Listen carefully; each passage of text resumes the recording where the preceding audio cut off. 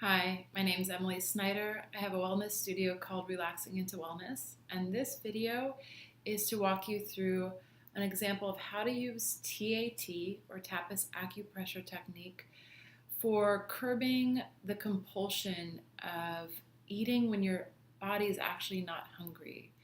Eating to actually maybe put a lid on feeling some emotions that are coming up in the body. A lot of us have this pattern because it's a pretty common technique for numbing out. And over time, it gets so habituated and coded into the nervous system that it's almost like it happens without any conscious thought. Um, and as we become more aware that we're doing that, this is a little practice to do for a minute. So let's say you're you're about to go into the kitchen and eat habitually. You're totally not hungry, but you're like, I'm going to eat anyway because that's just what this body is going to do. And it always does this. Um, when you catch it and you feel like, before I do that, I'm going to try this thing that is just going to create a little more space around this pattern. Um, this is what you can do. Notice you're going to eat the food. Don't try to stop yourself from doing it, but just say, I'm carving out a minute to do a short form of TAT. So here's what we're going to do. We're going to hold the TAT pose, and I have a video explaining that, but it's ring finger, fourth finger, and thumb lightly holding upper inner corners of the eye. Third finger resting gently just slightly above the center of the eyebrows. The other hand's going to rest on the skull, the base of the skull, the occiput. So this is what we're doing in between having the thought of going to grab the food and grabbing the food.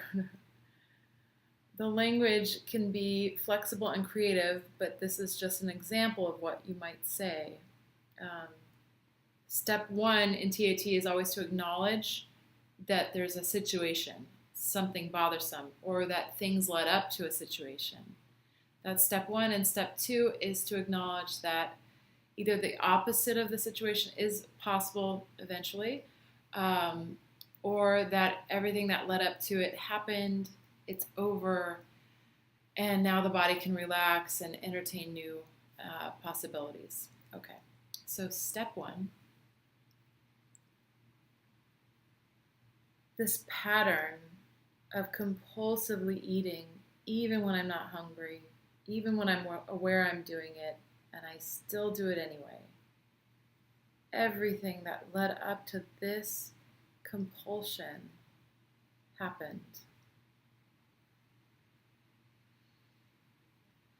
We're going to hold for about 30 seconds to a minute, just sitting back and noticing what comes up for us.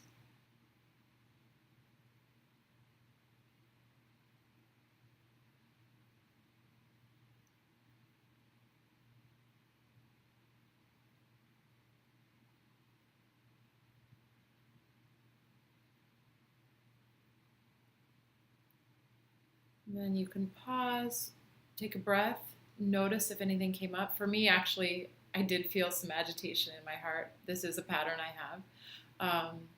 So now we're going to do the opposite. We're going to hold the pose, and you notice I just switched hands. It's fine to switch anytime.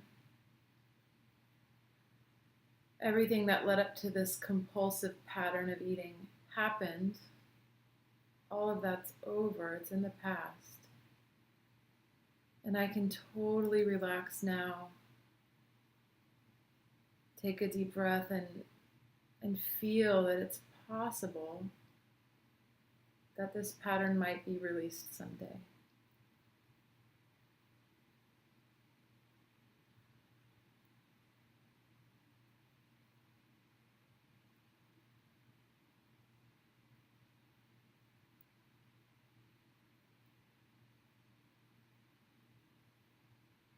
I'm grateful for this healing moment and allow it to deeply integrate into my whole being now. And I'm switching hands to integrate again. All this healing from this session is completely integrated now with my grateful thanks.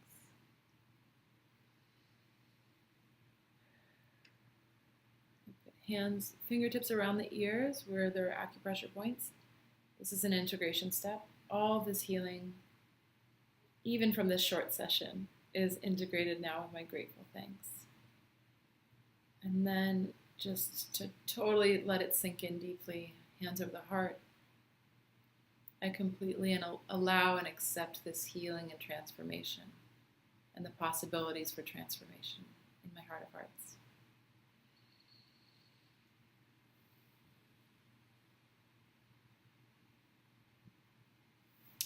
And that's a mini TAT session in between having the impulse to eat, and you still might go eat the food, and that's okay.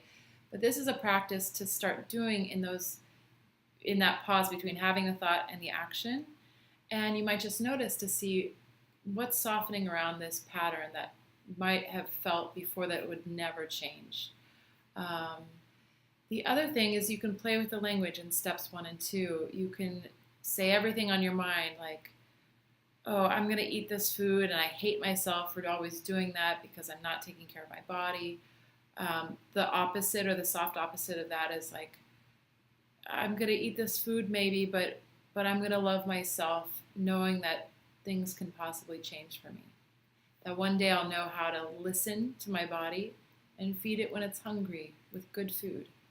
So the language can be very fluid and of the moment. So if you're doing this practice on a daily basis or even multiple times a day, just sort of lean into the language that feels right for you. So thanks for listening. My name's Emily Snyder with Relaxing into Wellness, and I hope this video is helpful for you.